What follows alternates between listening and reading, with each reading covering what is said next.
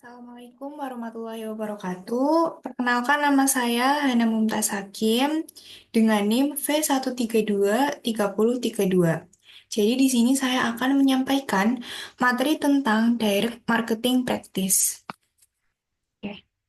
Jadi teman-teman tahu nggak sih apa itu Direct Marketing Practice? Jadi Direct Marketing Practice itu adalah pemasaran yang dilakukan dengan memanfaatkan jalur komunikasi dan distribusi langsung ke konsumen.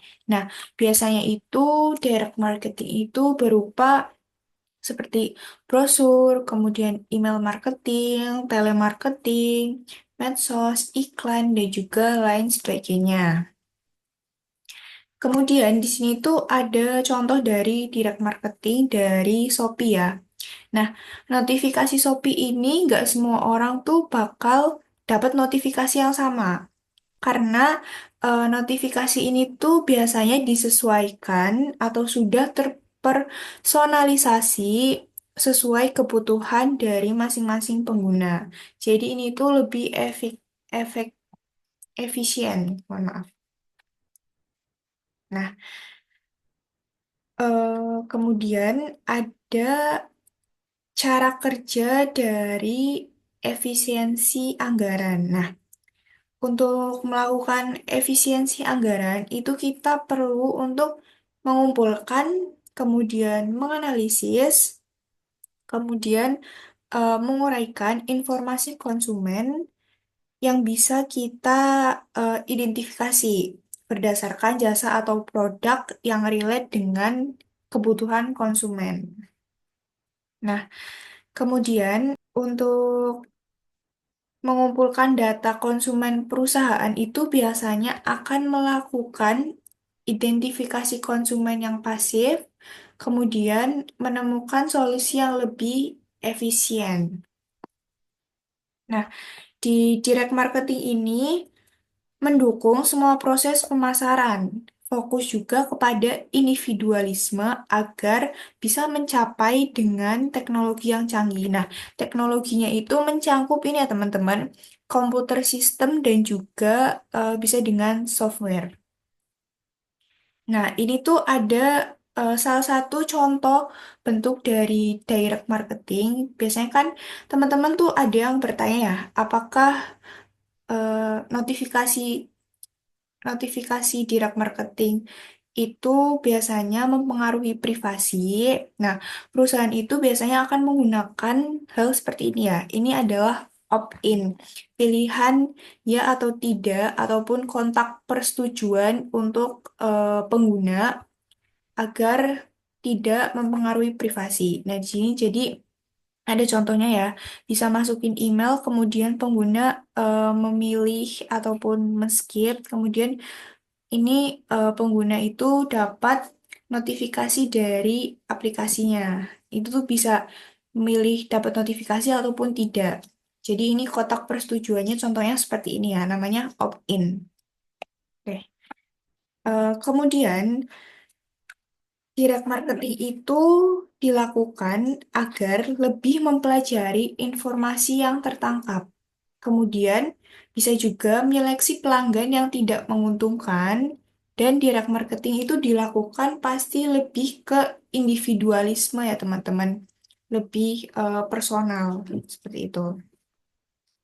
Nah, jadi dari mana sih kita biasanya dapat informasi untuk eh, konsumen? Yang pertama itu ada di market research. Nah, di market research itu kita mengetahui kan bagaimana, kapan, kemudian eh, caranya orang membeli produk dan lain sebagainya.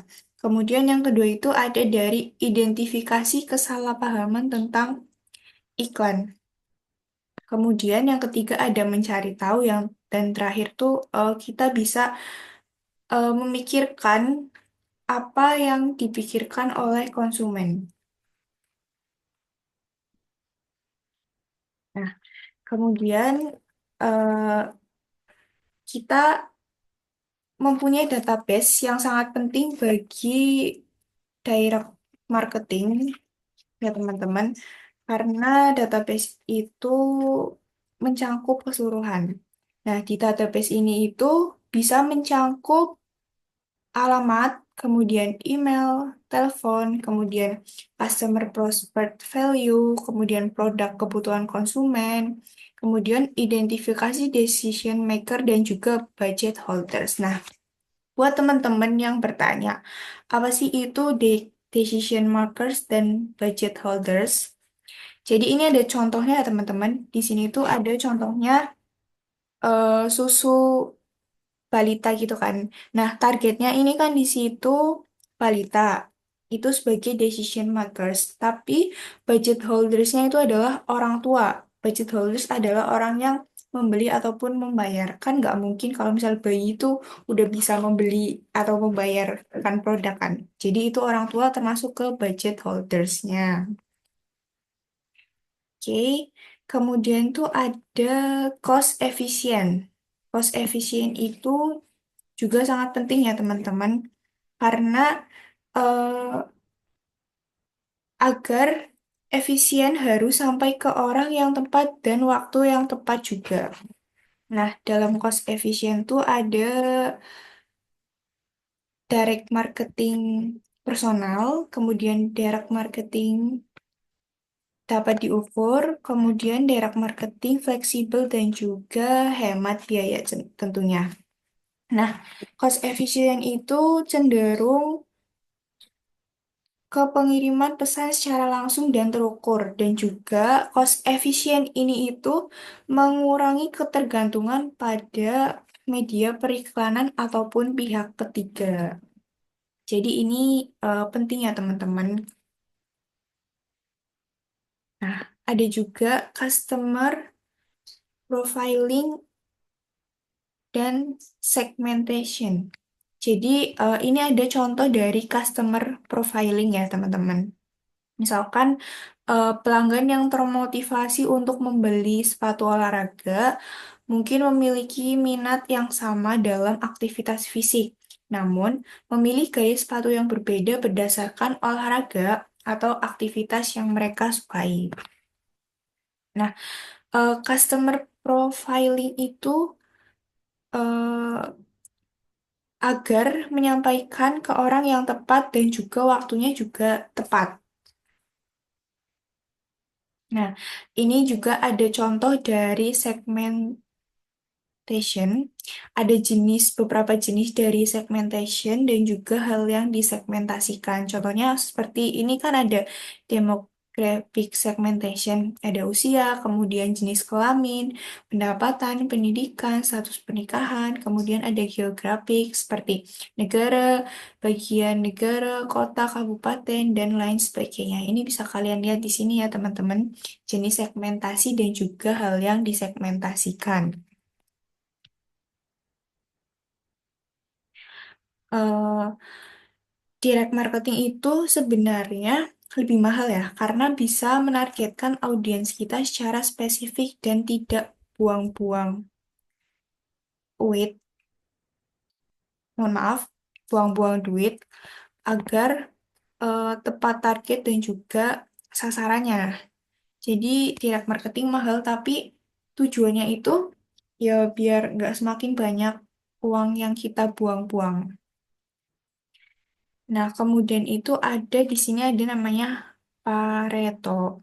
Pareto itu adalah prinsip Pareto dinyatakan sebagai aturan 80-20 bahwa dari suatu peristiwa sekitar 80% peristiwa dapat terjadi disebabkan oleh 20% dari penyebabnya. Nah, di sini teman-teman lihat ya. Ini itu sekitar 80% peristiwa dapat terjadi disebabkan oleh 20% dari penyebabnya. Nah, seperti ini yang dimaksud oleh Pareto. Kemudian ada marketing communication plan. Nah, untuk marketing communication plan itu biasanya melakukan analisis forecasting ya, teman-teman, atau mengklasifikasikan.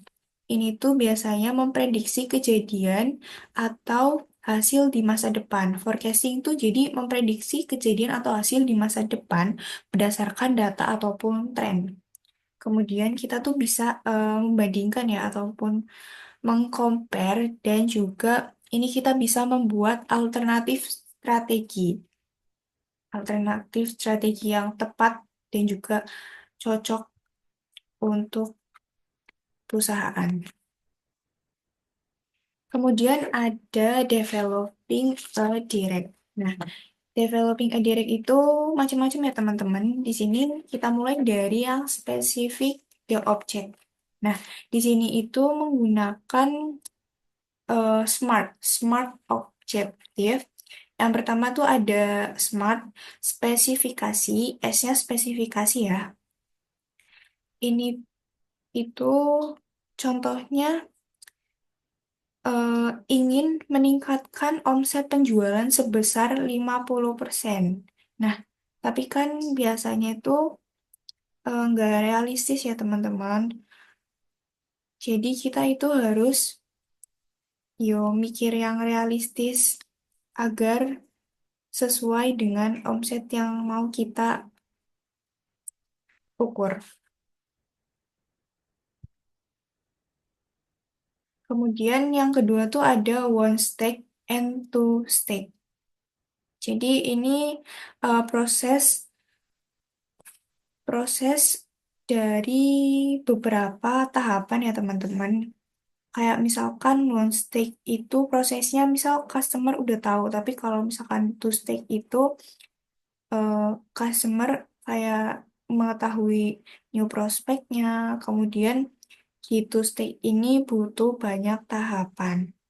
Yang ketiga itu ada target audience dan bagaimana menemukannya. Caranya itu komunikasi yang tepat, kemudian kita lihat posisi mereka di mana, kemudian target audiens, dan lain sebagainya. Kemudian yang keempat ada pendekatan komunikasi. Nah, pendekatan komunikasi ini itu biasanya menggunakan broad scale media advertising dan juga targeting communication. Jadi ini tuh dipadukan ya teman-teman, dipadukan. Broad scale itu seperti komunikasi di radio maupun televisi ataupun internet seperti itu. Kemudian yang kelima ada penentuan waktu yang tepat atau best timing ya teman-teman. Di sini tuh penentuan waktu tuh sangat amat penting bagi perusahaan. Nah, kemudian ada membuat creative plan atau creative brief. Nah,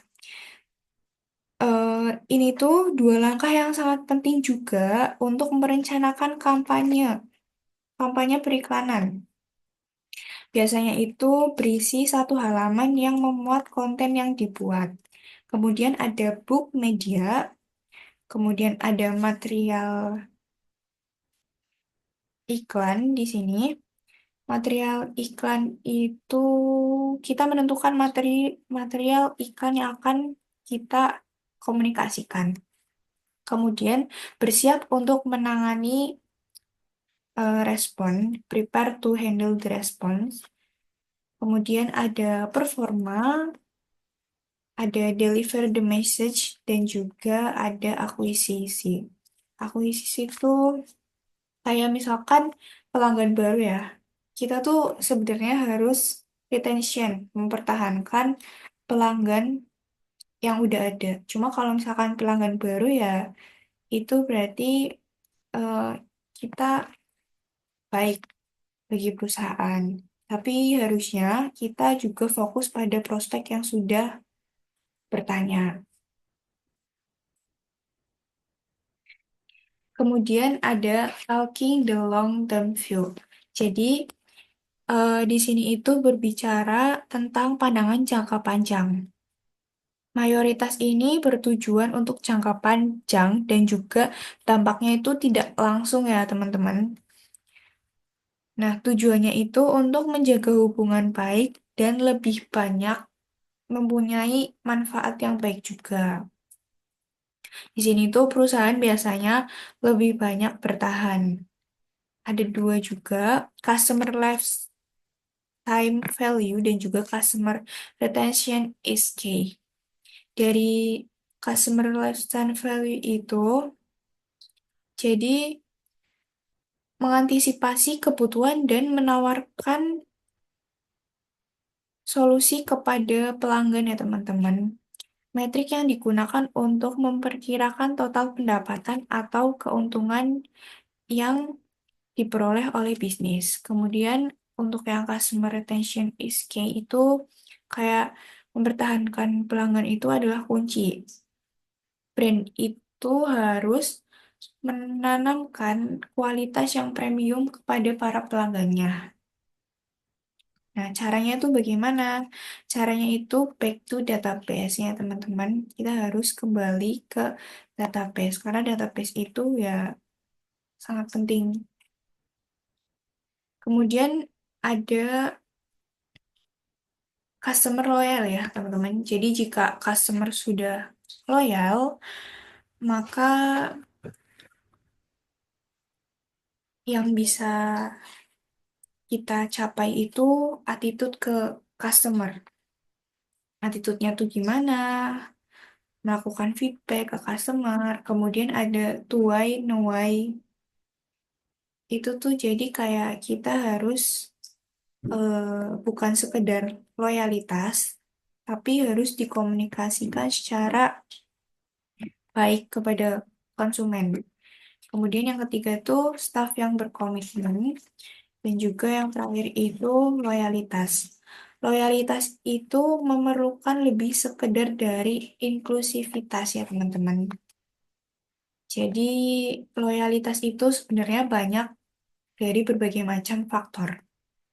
Kemudian, apa sih yang dinilai penting oleh pelanggan? Yang pertama itu adalah produk.